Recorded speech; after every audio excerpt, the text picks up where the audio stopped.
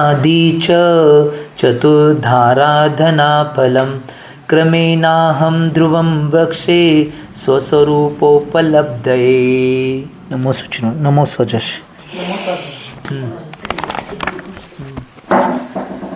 आचार्य भगवान अमितगती स्वामीजी विरचित मरणकंडिका या शास्त्राचं वाचन चालू आहे. आणि सकाळच्या भागामध्ये आचार्य भगवंत जे 17 प्रकारचं मरण आहे त्या मरणाचं वर्णन करत होते.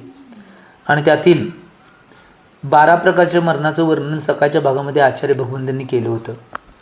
की वेगवेगळ्या प्रकारची मरण आहेत आणि त्या मरणांचं विश्लेषण, ते मरण कोणतं आहे 17 प्रकारचं, भगवती आराधना ग्रंथानुसार आचार्य भगवंतांनी हे सांगितलं होतं की त्यात 17 प्रकारचे मरण आहेत. त्यामध्ये कुठल्या कुठल्या मरण आणि त्याचे विश्लेषण काय आहे, ते मरण कसं केलं जातं, याची सगळी माहिती सकाळच्या भागामध्ये आचार्य भगवंत सांगत होते. आणि त्यामध्ये 12 प्रकारचे जे विपासन मरण इथंपर्यंत आलं होतं. आणि आता 13 नंबरच्या मरणाची माहिती आपल्यासमोर सांगायला आहेत. त्याचं नाव आहे गिद्धपृष्ठ मरण. गिद्धपृष्ठ मरण हे कसं केलं जातं ह्याची विश्लेषण आचार्य भगवंत सांगत. उपर्युक्त कारणों से और उपर्युक्त ही आत्मविशुद्ध से युक्त जो मुनि शस्त्र द्वारा प्राण त्याग करते हैं वह गृद्धपुट्ट मरण है. इन दोनों मरणों का निषेध भी नहीं है और आज्ञा भी नहीं है. एक काय आहे माहिती काय, वर उपर्युक्त कारण म्हणजे काय माहिती आहे काय, वर जी कारणं दिली ती, आता राजाचं भय, चोर किंवा धर्मावर लांछन, अशा कोणत्या जर अवस्था निर्माण झाल्या कुठल्या मुनींच्यावर, तर त्यावेळी आत्मविशुद्ध युक्त जी मुनी असतात ते काय करतात, शस्त्राद्वारे स्वतःचा प्राण त्याग करतात. शास्त्रामध्ये याचा उल्लेख आहे. हां, स्वतःच्या शस्त्र, त्याला आत्महत्या कधी म्हणलं नाही, त्याला गिद्धपृष्ठ मरण म्हणतात. जर धर्मावर लांछन येणार असेल, धर्माची हानी होणार असेल किंवा कुठल्याही पद्धतीचं नाही श्रमण संस्कृतीवर लांछन येणार असेल, तर त्यावेळी अशा प्रकारचं मरण शास्त्राद्वारे, शास्त्रात सांगितलेलं निहित मरण आहे. त्यांच्याजवळ शस्त्र असते किंवा कुठले तर शस्त्र तिथले ते घेऊ शकतात. आता जंगलामध्ये शस्त्र म्हटला तर काटे असते, बाकीचे काय असतात, ह्या गोष्टी होऊ शकतात. अशी बरेच प्रथमान युगमध्ये उदाहरणं बी आल्यात की त्यांनी धर्मावर लांछन येणार आहे किंवा धर्म लांछित किंवा धर्मावर आक्षेप येईल किंवा श्रमण संस्कृतीवर आक्षेप येईल, त्यावेळी नाही अशा प्रकारचे समाधी मरण साधले. ह्याला समाधी मरण म्हणले आचार्य भगवंतांनी. याला गिद्धपृष्ठ मरण म्हणतात. त्याच्या पुढं परंतु काय आहे माहिती काय, ह्या मरणाचा निषेध बी नाही आणि आज्ञा बी नाही. निषेध म्हणजे 100% नाही, हे असं शास्त्रात नसते असं म्हणू शकत नाही आपण. आणि आज्ञा म्हणजे की नाही असं करा म्हणून सांगू शकत नाही. अशी काही संकटाची कारणं कधी कधी आली, कधी अशा धर्मावर लांछन, शाकुती समन संस्कृतीवर लांछन लागणार आहे, अशा वेळी त्यावेळी त्या मुनिराजांनी ती आत्मविशुद्धीपूर्वक ती घटना केलेली आहे असं शास्त्रात बऱ्याच ठिकाणी उल्लेख आहेत. त्यामुळे याची आज्ञा बी नाही आणि याचा निषेध बी नाही, ही गोष्ट महत्त्वाची आहे. पुढचं आहे 14 नंबर भक्त प्रत्याख्यान मरण. भक्त प्रत्याख्यान मरण काय म्हणतात, काय एवं कषाय को कृश करते हुए विधीपूर्वक संन्यास धारण कर मरण करना या होना. म्हणजे शरीर आणि कषाय यांना कृश करत जायचं, दोन्हींना, शरीराला आणि कषायांना दोन्हींना कमी करत जायचं आणि विधीपूर्वक संन्यास मरण धारण करून मरण करणे किंवा होणे याला भक्त प्रत्याख्यान मरण म्हणतात. विधीपूर्वक व्हायला पाहिजे. आणि दोन्ही गोष्टी आहेत, नुसतं शरीर कृश करायचं नाही तर कषाय बी कृश करायचे. बऱ्याच जणांना काय वाटते, शरीर कृश करणे म्हणजे समाधी मरण आहे. शरीराबरोबर कषाय बी त्यांच्या अंतरंगात असलेले जे वाईट गुण आहेत ते बी कृश करणे म्हणजे समाधी मरण आहे. म्हणून इथं सांगितले काय आणि कषाय या दोन्हींना कृश करणे आणि विधीपूर्वक संन्यास मरण धारण करून मरण करणे किंवा होणे याला भक्त प्रत्याख्यान मरण म्हणतात. पुढचं मरण आहे इंगिनी मरण. इंगिनी मरणमध्ये काय, इसमें मुनिजन अपनी सेवा दूसरे से नहीं कराते, अपना कार्य स्वयं करते हुए आहार जल त्यागपूर्वक मरण होणं इंगिनी मरण आहे. काय ते आहार जल सुद्धा नाही, जसं समाधी मरणमध्ये स्टेप बाय स्टेप सांगितले तसं त्याग करतात. आणि ते मुनिजन काय करतात, दुसऱ्यांच्याकडं सेवा करून घेत नाहीत, स्वतःची सेवा स्वतः करतात आणि सगळ्या क्रिया बी स्वतः करतात. याला इंगिनी मरण म्हणतात. या पंचम काळात इंगिनी मरांची परावी अल्पमात्रा आहेत, अशी दिसत नाहीत पंचम काळामध्ये.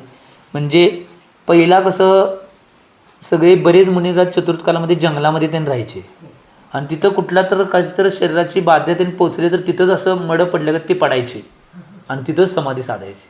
कुणाकडं काय करून बी घ्यायचं नाही, कुठली अवस्था नाही, स्वतः त्याला इंगिनी मरण म्हणायचे. आणि एकीकडे तर असं लाकड पडलं का पडायचे ते तसंच ते पडायचे, तसंच त्यातच मरण व्हायचं. एवढे विशुद्धीपूर्वक ते गोष्टी व्हायला पाहिजे. त्यासाठी जास्त विशुद्धी लागत्या. आता हे पंचम काल आहे. पंचम कालामध्ये सगळ्या वेगवेगळ्या परिस्थिती आहेत. त्या परिस्थितीमध्ये सहन नाही म्हणून आपण म्हणू शकत नाही. आता पुरुषार्थ साधला तर आता मला सांगा, पूज्य मुनिश्री संयम सागर महाराज त्यांनी बी नाही कुणाकडं वयावरती करून घेतलेलं नाही. कुप्पानटी कोथेला मी होतो तिथं, मी तिथं होतो. त्यांनी बी कुठे वयावरती कधी करून घेतलेलं नाही. परंतु संपूर्णतः या त्याग म्हणजे इंगिनी मरण आहे. ज्यावेळी त्यांचे अवयव शिथिल झाले त्यावेळी सुद्धा नाही काही गोष्टी करायच्या नाही, त्यांनी स्वतःहून करायचं. कुणाचं 13 दिवस 13व्या दिवशी 13व्या दिवशी संध्याकाळी आचार्य वंदना झाल्यानंतर त्यांची शरीराची विकृती निर्माण झाल्यानंतर त्यांनी उठायचा प्रयत्न केला. मग कुणाला काही कळलं ना, कारण की एवढा दिवस यमसलेखना घेऊन जर उठवण्याचा किंवा काही प्रयत्न केला तर कोम्यात जाण्याची शक्यता असते ना, म्हणून कोणी पुरुषात केलं नाही. तर त्यांनी स्वतः निम्मा शरीर उठले, मग उठवायचं की विचारलं, होय म्हणले आणि मग उठवून बसवलं. अशा सामायिक मुद्रेमध्ये बसले. सगळेजण नमोकार मंत्र सांगायलात. नमोकार मंत्र ऐकत ऐकत तिथनं सामायिक अवस्थेमध्ये प्राण गेला. असं पुढचं मरण आहे प्रायोपगमन मरण. प्रायोपगमन मरण काय? सोपर सेवा से रहित, आहार जल त्याग कर, वन में एकांत स्थान में अकेले रहकर काष्ठ सदृश शरीर का त्याग कर, उत्तम ध्यान में लीन रहते हुए प्राण विसर्जन करना या मरण करना प्रायोपगमन आहे. जसं लाकडागत मी म्हणलो तसं यात बी आहे बघा. यात फक्त नाही पहिल्या इंगिनी मरणमध्ये काय आहे, फक्त आपला पण सेवा करायची, दुसऱ्यांचं त्याग करायचं. प्रायोपगमन मरणमध्ये स्वतः बी सेवा करायची नाही आणि दुसऱ्यांच्यानं करून घ्यायचं नाही, नुसतं आहे जसं पडून राहायचं आणि तसाच प्राण त्यागायचा. एकांत स्थानामध्ये सांगितल्याने आहार जल सगळं त्याग करून एकांत स्थानामध्ये तसंच काष्ठ सदृश म्हणजे का नाही ओंडक्यासारखं लाकडासारखं पडून राहायचं आणि सगळ्या गोष्टींचा शरीराचा त्याग करायचा. उत्तम ध्यानामध्ये लीन राहून प्राणाचं विसर्जन करणे किंवा मरण करणे याला प्रायोपगमन मरण म्हणतात. हे उत्कृष्ट पुढे जाईल तसं. त्याच्या पुढचं आहे केवली मरण या पंडित मरण. आपण पंडित मरण म्हणतोय की समाधी भक्तीमध्ये पंडित मरण हो मेरा असं म्हणलेलं आहे की. तर हे पंडित मरण कोणाचं होतंय? आमचं पंडित मरण व्हावं ही भावना का आम्ही भावते माहिती काय? पंडित मरण कोणाचं होतं हे सांगतात. 14वें गुणस्थान में केवली जिन का निर्वाण या मोक्ष होना केवली मरण या पंडित मरण है. म्हणजे केवली जे अरिहंत पदाला ज्यांनी 12व्या गुणस्थानात प्राप्त केले, 12वं गुणस्थान सोडून 13वं गुणस्थान, 13वं गुणस्थान 14व्या गुणस्थानात जातात आणि 14व्या गुणस्थान निर्वाण व्हायच्या वेळी त्यांचं जे नाही मरण होतंय केवलींचं, ते केवलींचं मरण म्हणजे पंडित मरण आहे. म्हणून आम्ही भावना करतोय की आमचं बी पंडित मरण व्हावं. पंडित मरण झाल्याशिवाय सिद्ध कसं होणार, ह्यासाठी भावना केलेल्या आहेत. म्हणून हे सांगितलं आहे. आणि या 17 प्रकारच्या मरणाचा उल्लेख आचार्य भगवंतांनी या गाथेच्या माध्यमातून केलेलं आहे. आता पुढं आचार्य भगवान पुढच्या 29 नंबरच्या गाथेच्या माध्यमातून 5 मरणांचं नामनिर्देश करणार आहेत. त्यांनी जे 5 मरण सांगणार आहेत हे झाले भगवती आराधनामध्ये 17 प्रकारचे हे मरणाचं कथन आले. आता मरणकंडिका ग्रंथानुसार आचार्य भगवान अमित गती स्वामीजी 5 मरणाचं नामनिर्देश करणार आहेत आणि त्याचाच उल्लेख करणार आहेत. त्याला समजावून सांगणार आहेत की कशा पद्धतीने ह्या 5 मरणानं केले जाते, त्याचं लक्षण काय आणि त्याची परिस्थिती काय आहे, ते कशा पद्धतीने केले जाते हे आचार्य भगवान सांगणार आहेत. आणि त्या अवस्था कशा गाठायच्या त्याची सगळं डीप चर्चा, त्याच्यामध्ये काय संकट येतात, काय संकटावर कशी मात करायची, कशा गोष्टी करायच्या, त्याची विधी काय आहे, त्याचा संकल्प काय आहे, ह्या सगळ्या गोष्टी आता इथनं पुढं नाही त्या 5 मरणांच्या नुसार आचार्य भगवान अमित गती स्वामीजी सांगत जाणार आहेत. पहिल्या गाथाकंठस्थ करूया आणि आचार्य महाराजांनी काय सांगितले ते पाहूया.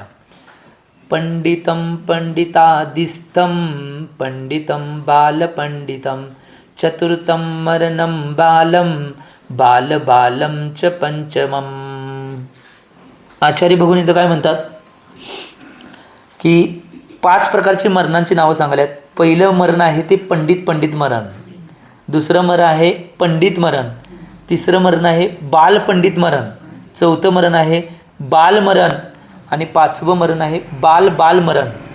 या प्रकारे 5 भेद सांगितलेत. पहिलं कुठलं? पंडित मरण.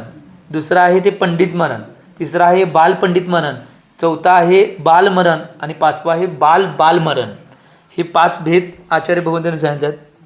आता पुढच्या गाथेमध्ये नुसतं ह्यात नावं सांगितलेत. ह्या गाथेमध्ये पुढच्या गाथेमध्ये यातली 3 मरण आहेत ती प्रशस्त मरण आहेत म्हणून सांगितले. हे आता उद्देश काढल्यात. पहिला सांगितले हे 5 मरण, परंतु 5 मरणापैकी आमचं कल्याण करून घ्यायचं असेल तर प्रशस्त मरण कुठले आहेत? प्रशस्त अप्रशस्त काय आहेत? करण्यायोग्य आणि न करण्यायोग्य हे प्रशस्त.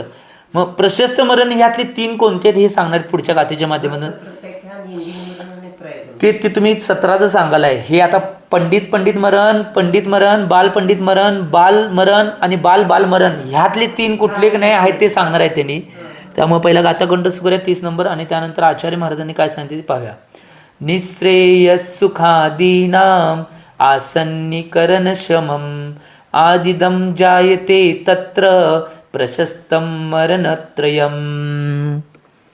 आचार्य भगवान इथं सांगालेत कि 5 प्रकार के मरणों में से आदि के 3 मरण प्रशस्त है क्योंकि निःश्रेयस एवं अभ्युदय सुखों को सन्निकट करने में सक्षम है. पहिल्याची जी 3 मरण आहेत म्हणजे पंडित मरण आणि बालपंडित मरण हे 3 मरण प्रशस्त मरण आहेत म्हणून सांगितले आहेत. का? याचं कारण काय आहे? निःश्रेयस सुख आणि अभ्युदय सुखाच्या कणे जवळ हे नेणारी मरण आहेत म्हणून ह्या 3 मरांना प्रशस्त मरण म्हटलंय. एक निःश्रेयस सुख म्हणजे मोक्षात सुख आणि अभ्युदय म्हणजे मोठमोठी पद आहेत ते चक्रवर्ती, इंद्र, सौधर्मेंद्र अशी जी मोठमोठी पद आहेत त्या पदांना बी प्राप्त करून देणार आहे, त्याच्या जवळ नेणार आहे म्हणून ह्या मरणांना प्रशस्त मरण म्हणलेलं आहे. हे सक्षम नेणार आहे, त्या जवळ नेणार आहेत म्हणून. आता पुढच्या गाथेमध्ये सांगतात पंडित वर बालपंडित मरण के स्वामी. आता इथं काय सांगल्यात? पंडित मरण आणि बालपंडित मरण आहे त्याचे स्वामी म्हणजे ते कोण साधू शकतात त्याला ह्या मरणाला हे सांगायल्यात. तर बघूया काय सांगितले आचार्य महाराजांनी. विज्ञातव्यमयोगानां तत्र पंडितं देशसंयत जीवानां मरणं बालपंडितं. आचार्य महाराज इथे सांगाले 14वीं गुणस्थानवरती अयोगी जिन का मरण पंडित मरण होता है और देश संयत जीवों के बाल पंडित मरण होता है. काय सांगितलं बघा इथं, जे 14वे गुणस्थानवरती अयोगी जिन किवले आहेत त्यांचं मरण आहे ते पंडित मरण आहे. आणि देश संयत जीव म्हणजे 5व्या गुणस्थानमध्ये किंवा 11व्या प्रतिमेमधली कुठलीही प्रतिमा असलेल्यांचं जे समाधीपूर्वक मरण होतंय ते बालपंडित मरण आहे. ही गोष्ट सांगितल्या बालपंडित. आता इथं प्रश्न केलाय पंडित मरण के बाद पंडित मरण आता है उसे छोड़कर बाल पंडित मरण के स्वामी क्यों कहा गए. म्हणजे काय म्हणले, पंडित मरण झाल्यानंतर पंडित मरण येते ना, ते सोडून नाही बाल पंडित मरणचं स्वामी का सांगितले. तर इथं उत्तर देतात पंडित मरण के संबंध में बहुत कुछ कहना है अतः उसे छोड़कर अल्प कथन होने के कारण बाल पंडित मरण को ग्रहण किया है. पंडित मरणाचं कथन लय मोठं आहे ते सांगणार आहेत पुढं, म्हणून नाही पहिला अल्प काय आहे ते सांगून घेतलं म्हणून पंडित मरण आणि बाल पंडित मरण याचंच कथन केलेलं आहे. आता पंडित मरणाचं कथन आहे ते जास्त मोठं आहे म्हणून ते विस्तारानं सांगण्यासाठी ते पंडित मरण बाजूला ठेवलेलं आहे. आचार्य किती सूक्ष्म विचार करतात आणि किती सूक्ष्म सांगतात बघा. आपल्याला सगळ्या गोष्टी कळाव्यात, सगळ्या गोष्टी आपण कराव्यात, आपलं कल्याण व्हावं म्हणून आचार्य आपलं उपकार करायला किती उपकार केले. त्यामुळं आपल्यावर या आचार्य महाराजांचा लय उपकार आहे आणि त्या आचार्य महाराजांच्या उपकारामुळं आपण आपलं कल्याण करून घेऊ शकणार आहे. ही गोष्ट महत्त्वाची आहे. आता पुढे सांगतात पंडित मरण के भेद आलं बघा. जे पंडित मरण सोडलं होतं त्या पंडित मरणाचे भेद जे आहेत ते सांगणार आहेत. पादोपगमनं भक्त प्रतिज्ञामंगिनी मृतिं वंदती पंडितं त्रेधा योगिनो युक्तिचारिण. तर इथं आचार्य भगवान सांगायला जातात की निर्दोष चारित्र पालन करने वाले साधुजनों का पंडित मरण होता है. म्हणजे निर्दोष चारित्राचं पालन करणारे साधुजनांचंच पंडित मरण होते. उसके 3 भेद आहे. एक प्रायोपगमन मरण, इंगिने मरण आणि भक्त प्रत्याख्यान मरण किंवा भक्त प्रतिज्ञा मरण. हे सांगितले की पंडित मरण आहे त्याचे 3 भेद आहेत. आणि पंडित मरण कोणाच होते? निर्दोष चारित्राचं पालन करणारे साधूंचंच पंडित मरण होते. ही गोष्ट महत्त्वाची आहे. आणि त्याचे 3 भेद आहेत. एक प्रायोगमन मरण, इंगिनी मरण आणि भक्त प्रतिज्ञा किंवा भक्त प्रत्याख्यान मरण. हे 3 मरण आहेत, त्याचे भेद आहेत. पुढे प्रश्न केला आहे, पंडित मरण कहा होता है और ये जीव कहा उत्पन्न होते. म्हणजे पंडित मरण कुठं कुठं होत आहे, कुठल्या कुठल्या गुणस्थानात हे म्हणायचं आहे. आणि ते जीव मेल्यानंतर कुठं उत्पन्न होतात, त्यांचा जन्म कुठं होणार आहे, हे मरण झाल्यामुळं ते सांगल्यात. पुढे सांगतात 6, 7, 8, 9, 10 और 11वें गुणस्थानवरती जीवों का पंडित मरण होता है तथा इन गुणस्थानों में से किसी भी गुणस्थान में मरण करने वाली मुनिराज नियमतः वैमानिक देवों में ही उत्पन्न होते हैं. काय सांगितले बघा, पहिला हे बघून घेऊया. 6, 7, 8, 9, 10 आणि 11 गुणस्थान, या गुणस्थान असणारे जीव आहेत त्यांचंच पंडित मरण होत आहे. 6व्या गुणस्थानामध्ये, 7व्या गुणस्थानामध्ये, 8व्या गुणस्थानामध्ये, 9व्या गुणस्थानामध्ये आणि 10व्या गुणस्थानामध्ये, 11व्या गुणस्थानामध्ये, या गुणस्थानात जे जे काही साधू असतील त्यांचंच मरण म्हणजे पंडित मरण आहे. त्याला पंडित मरण म्हटलेलं आहे. आणि या गुणस्थानामध्ये कुठल्या बी गुणस्थानातले कुठल्याही साधूचं मुनिराचं मरण होऊन दे, ते नियमानं वैमानिक देवामध्येच उत्पन्न होणार. नियमानं म्हणले वैमानिक देवामध्येच उत्पन्न होणार आहे. म्हणजे वैमानिक देव जे आहेत वरचे 3 सांगितलेत की त्या ठिकाणी त्यांनी उत्पन्न होणार. मग तिथं काय कायांची सागरामध्ये आयु आहे आणि ते आयु भोगून किंवा वैमानिक देव आहेत त्यांची काय आयु भोगून ती लवकरात लवकर मोक्षाला जाणार. सगळ्यात महत्त्वाची बाब आहे. त्यामुळे एक गोष्ट लक्षात घ्या, सगळ्यात मोठं ध्येय कुणाचं असेल तर दिगंबर होऊन समाधी साधणे सगळ्यात मोठं ध्येय आहे. कारण की ते मोक्षाचं लवकर जवळ घेऊन जाणार आहे.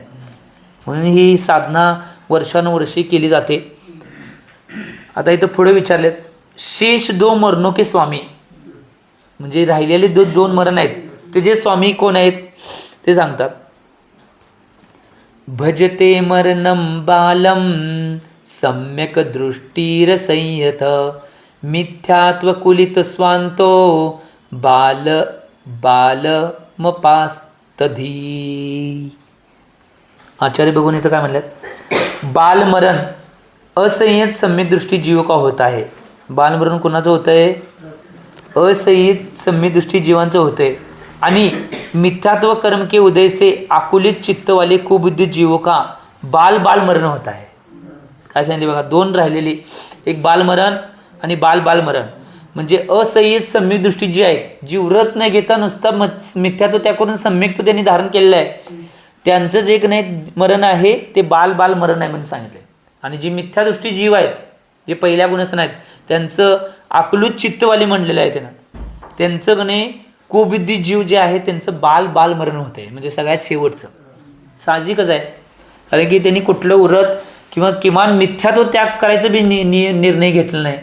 त्यामुळे त्या जीवांचं बाल मरण होणार आहे. ते संसारात फिरतच राहणार. त्यामुळे चिंतन करणं आवश्यक आहे आम्ही या गोष्टीचं. आता पुढं प्रश्न करतात, बाल और पंडित आदि किसे कहते हैं. म्हणजे इथं विचारलेत प्रश्न की बालमरण आणि पंडित मरण हे कशाला म्हणतात.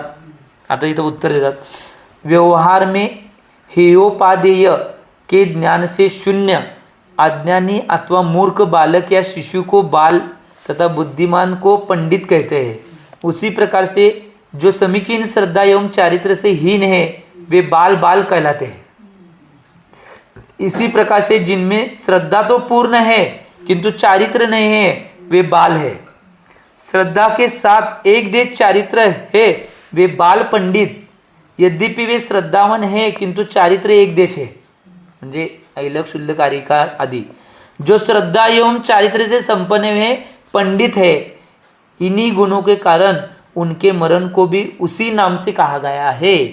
जे काय सांगितले बघा, एक व्यवहारामध्ये घेण्यायोग्य त्यागण्यायोग्य काय आहे हे ह्या ज्ञानानं जे शून्य असणारे अज्ञानी किंवा मूर्ख बारकी मुलं आहेत, शिशु आहेत, त्यांना बाल म्हणतात. आणि बुद्धिमान जे असेल त्यांना काय म्हणतात? पंडित म्हणतात. म्हणून त्याच प्रकारे की नाही समीचीन श्रद्धा आहे परंतु चारित्राने हीन आहेत, त्यांना समीचीन श्रद्धा आणि चारित्र दोन्हीने हीन आहेत, त्यांना बाल म्हणलेलं आहे. ज्यांच्यामध्ये श्रद्धा आहे परंतु चारित्र नाही त्यांना बाल म्हणलेलं आहे. आणि ज्यांचा श्रद्धा आहे आणि एक दिश चारित्र आहे त्यांना बाल पंडित म्हणलेलं आहे. आणि ज्यांच्यामध्ये श्रद्धा बी आहे आणि चारित्र बी आहे त्यांना पंडित मरण म्हणलेलं आहे. ह्या गोष्टी महत्त्वाच्या आहेत. आता पुढं प्रश्न भरपूर उपस्थित केले आहेत एका गाथेवर. आचार्य महाराजांना सगळं समजावून सांगायचं म्हणून प्रश्न काढल्यात. पुढं प्रश्न विचार, किस गुणस्थान में कौन सा मरण होता है, कोणत्या गुणस्थानामध्ये कुणाचं मरण होतं हे विचारल्यात.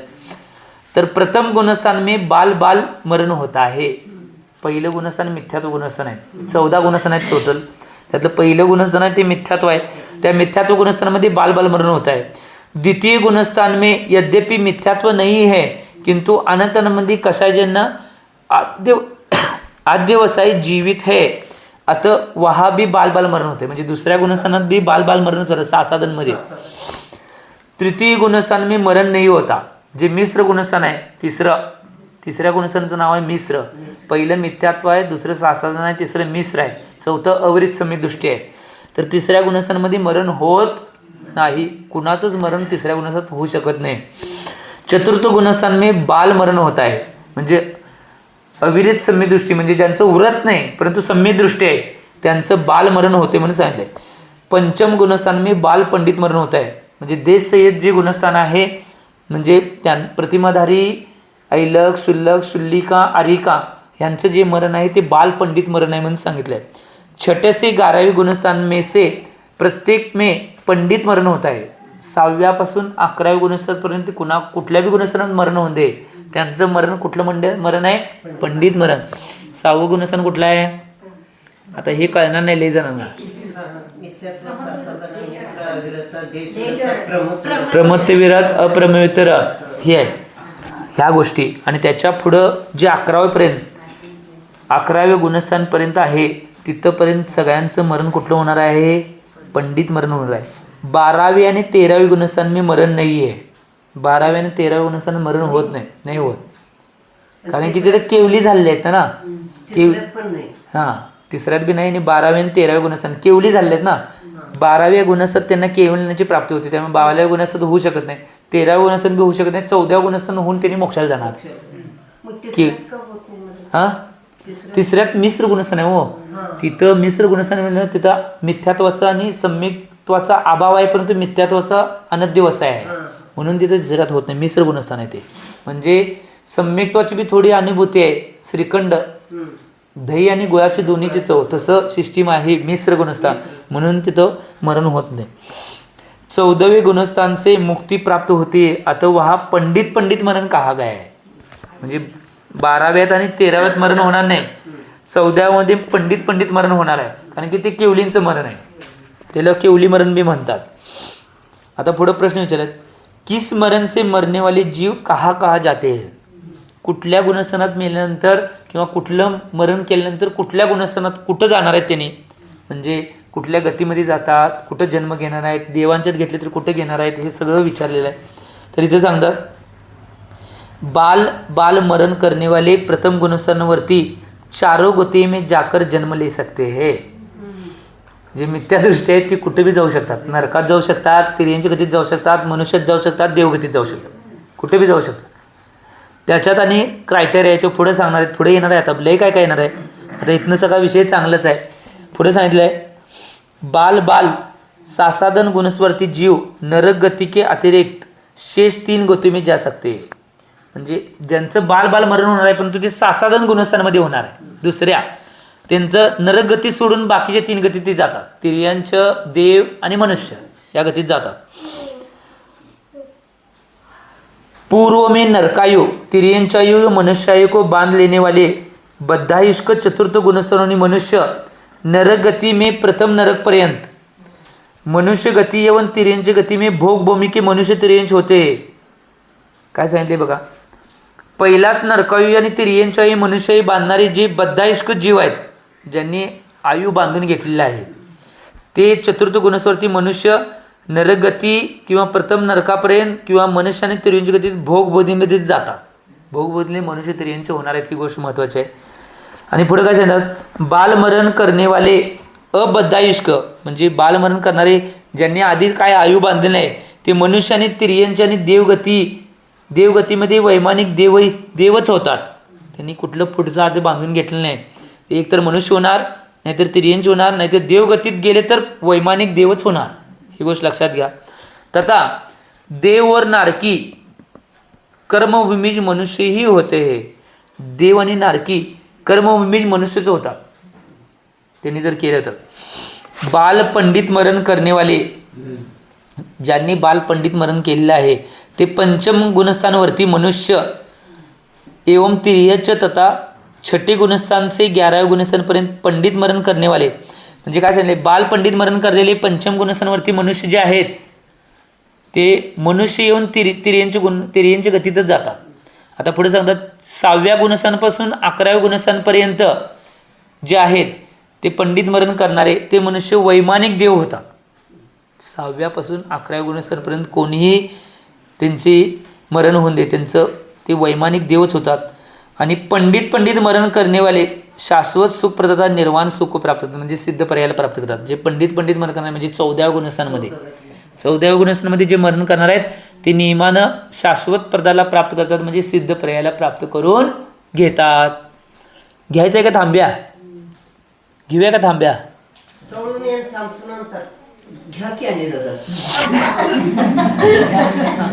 पुढे प्रश्न विचारल्यात चतुर्धाराधना फलम क्रमेणाहम वक्षे. हे जे पद आहे, पद द्वारा आचार्य देव ने प्रतिज्ञा की थी कि मैं क्रम से चारों आराधनाएं और उनका फल कहूँगा, किंतु उसे न कहकर बाल एवं पंडित मरण के माध्यम से उनके स्वामियों का कथन क्यों कया गया. म्हणजे काय सांगितले, पंडित मरताना सगळं सांगणार होतं परंतु बाल मरणाच्या आधी त्यांच्या माध्यमातून त्यांच्या स्वामीचं कथन का केले विचारल्यात. तर इथं उत्तर देतात, आराधक के बिना आराधना और उसके फल की प्राप्ति असंभव है. आराधक म्हणजे जो आराधना करणार आहे, व्यक्ती नसेल तर कोण आराधना करणार, आणि आराधना याचं फलाची प्राप्ती असंभव आहे. जर आराधक आणि आराधना दोन्ही नसतील तर फलाची प्राप्ती कशी होणार. त्याची आराधना करणारा व्यक्ती बी पाहिजे आणि त्या चारीत ह्याचा आराधना बी करायला पाहिजे तर फल संभव आहे ना. आणि यातलं एक नसेल तर फल कसं मिळणार, त्यामुळे असंभव आहे. म्हणून काय म्हणतात, असंभव है. और आराधक को आराधनाओं का फल मरण के बिना प्राप्त नहीं होता. आणि जे आराधना करणार आहेत 4 प्रकारच्या आराधना ते मरण केल्याशिवाय त्याच्या फलाची प्राप्ती होऊ शकत नाही. ही गोष्ट महत्त्वाची आहे. अतः आराधनाओं के पूर्व मरण के माध्यम से उनके स्वामियों का कथन करना आवश्यक है. म्हणून त्या आराधनाचं कथन करायच्या आधी त्यांच्या मरणच्या माध्यमातून त्यांच्या स्वामीचं कथन करणं आवश्यक आहे म्हणून त्यांनी कथन केले. ही गोष्ट महत्त्वाची आहे. पूर्ण आराधना का क्या फल है और आराधना की विपरीत विराधना का क्या फल है, यह ज्ञात हो जाने पर आराधक अधिक सावधानी पूर्वक आराधनाओं की आराधना करेगा एवं उद्देश्य से भी बाल आदि मरणों का विवेचन आवश्यक है. काय म्हणले, जर त्या आराधकाला माहीत झालं की हे मरण झाल्यावर कुठं जाते काय होते तर तो आराधक सावधानीपूर्वक त्या आराधनांचं पालन करेल ना. सम्यक दर्शन आराधना, सम्यक ज्ञान आराधना, सम्यक चारित्र आराधना, सम्यक तप आराधना. माहीत झालं की ह्या आराधना जर व्यवस्थित सावधानीपूर्वक आम्ही केल्या तर आमचा जन्म कुठं होणार आहे हे माहीत झालं तर तो सावधानीपूर्वक करणार नाही. म्हणून सगळ्यांचं आधीच सांगून आले. आराधनेनंतर सांगितलं चालते परंतु सावधानतापूर्वक व्हावं म्हणून सगळं आधी सांगितलं आहे, या उद्देशानं सांगितलं आहे म्हणून सांगितलं आहे. आणि भीती बी पाहिजे की बालमरण केल्यानंतर बालमरण केल्यानंतर काय होणार आहे याची भीती पाहिजे की चूक झाल्यावर काय शिक्षा मिळणार आहे कळल्यावर कशाला चूक करतोय. आणि शिक्षाच माहीत नसेल तर काय माहीत नाही, काय होईल ते होईल बघ्या असं म्हणून तो चुकी करू शकतोय ना. आता समजा बारका बालक असतोय, त्या बालकाला का नाही त्या विस्तूला टच केल्यावर काय होते माहीत नाही ना, तरी सारखं शिवायला प्रयत्न करते. आजी सांगत्या, घरातले सांगत्या शिवू नको, भासतंय हाय हाय, तरी बी ते शिवायचा प्रयत्न करते कारण की माहीतच नाही. मग काय करते म्हणजे एकदा आई किंवा आजी नाही त्याला मोकळे सोडत्या, काय शिवणारे शिवून. एकदा शिवल्यावर का नाही भाजल्यावर कळते त्याला की याला हात लावल्यावर लय मोठा चटका बसतोय. परत आजी हात धरून जर वडाले तर नाही नाही म्हणते ते, का त्याला माहीत झालं ना इथं हात लावल्यावर भाजणार आहे. मग ते पुढल्या वेळी जर आजी हात पुढे केली तर म्हणते हा हा हा. असं आम्हाने जर कळलं की या मरणामुळे कुठं जन्म होणार आहे, या मरणामुळे कुठं जन्म होणार आहे, या मरणामुळे कुठं जन्म होणार आहे, तर आम्ही चांगलं मरण प्राप्त करण्याचाच प्रयत्न करणार ना. असं आहे ते, कळलं. आता मला सांगा, आमचे आचार्य महाराज सन्मत सागर एक उदाहरण द्यायचे कायम. काय उदाहरण द्यायचे माहिती काय, आता आंब्याचा सीझन चालू होणार की हापूस आंबा. आचार्य महाराज एक उदाहरण काय द्यायचे माहिती काय, आज्या आता का नाही हापूस आंबा आला का नाही शिकरण करतात की, मग ते सगळं आंबं बरोबर ते डेट काढून धुवून बिन सगळं त्याच्यावरचं ते सगळं हे चीक पिळून सगळं आंबं स्वच्छ धुवून ते ठेवतात आणि एक एक आंबं दाबून दाबून असं पिळत असतात की. ते पिळताना का नाही ज्यावेळी पिळे असतात एकीकडे साल ठेवतात ती उरपाटी करून आणि एकाकडे गर ठेवतात. ते गर एका पातेल्यात काढतात आणि ती कुई आणि ते सगळं साडलेलं एका ह्याच्यात काढतात. आणि काय करते एक छोटंसं बालक काय येते तिथं रांगत येते. मग काय करतात त्यात सगळं कुई आणि की नाही साल आहे की नाही त्यात पाणी घालून किवचून त्यात ओतलेलं असते, तर राहिलेलं ते असते की नाही ते बाळाला त्या चाटायला देतात आणि ते चाटत असते बिचारं. मग चाटत असते आणि तिथेच खेळत असते. मग खेळताना आजीला काय वाटते, बाबा ते सगळं पाणी घालून पेल्याला आपण त्या बालकाला दिलोय, बिचारा ते सारखं खेळाले म्हणून त्यातलं काय करते त्या पातेल्यातले एक गराचा तुकडा काढते आणि त्या आजीक नाही त्यात तोंडात घालत्या. तोंडात घातल्यावर ते खाल्ल्यावर की नाही ते हातातले साल टाकते. त्याला कळलं ह्यात चव नाही, ह्या गोळ्यातले चव आहे, म्हणजे पातेल्याकडे पळायला लागते. मग तिचं आम्हाने की नाही कशात चव आहे हे कळल्यावर आम्ही तिकडे पळणार ना. त्या सालीत काय चव आहे, त्या कोईत चव आहे, सगळं पिळून काढले आजीनं, पाणी ओतून आणि पिळाय. त्यामुळे एक गोष्ट लक्षात घ्या, हे कळण्यासाठी सगळं सांगितलंय ना. हे कुठलं मरण कुठल्या ह्याच्यात करायचं आहे, या सगळ्या गोष्टी का सांगितल्यात ह्यासाठी आम्हाला कळायला पाहिजे म्हणून सांगितले. म्हणून आम्ही की नाही काय ग्रहण करायचं काय ग्रहण करायचं नाही यासाठी हे कुठलं मरण कुठल्या गुणस्थानात होतंय, कुठला जीव कुठल्या गुणस्थानात मेल्यावर कुठं जातोय हे त्यासाठी सांगितलंय. चांगलं आम्हाला कळायला पाहिजे. घर कुठं आहे बघायला पाहिजे. घर आहे ते कुठं आहे तर सांगितलं आहे, एक पंडित मरण, बाल पंडित मरण, परत पंडित मरण या ठिकाणी घर आहे. त्याच्यामुळं कल्याण होणार आहे, बाकी ठिकाणी कल्याण होणार नाही म्हणून सांगितलंय. आम्ही आमच्या जीवनामध्ये या सगळ्या गोष्टीचं चिंतन करणं आवश्यक आहे. म्हणून आचार्य भगवंतांनी या सगळ्या विवेचनाचं विवेचन आज केलेलं आहे. बाकीचा विषय आहे तो उद्याच्या भागामध्ये आपण घेणार आहोत. मी एवढीच भावना करतोय की आता बऱ्याच जणांना कळलं असेल कुठलं मरण केल्यावर मी कुठं जातोय. बऱ्याच जणांच्या मनात आलं असेल मला हेच मरण करायचं आहे. आम्ही भावना अशी करायची आजपासनं की या गुणस्थानामध्ये माझं या ठिकाणी मी मरण झाल्यानंतर मी इथं जाणार आहे, तर माझं तिथंच जाऊन लवकर मला मोक्ष मिळावा ही भावना करायची आहे. ही भावना करावी, मी एवढी भावना करतो आणि माझ्या वाणीला विराम देतो. जे बोलो आचार्य भगवान श्री सन्मती सागरजी महाराज की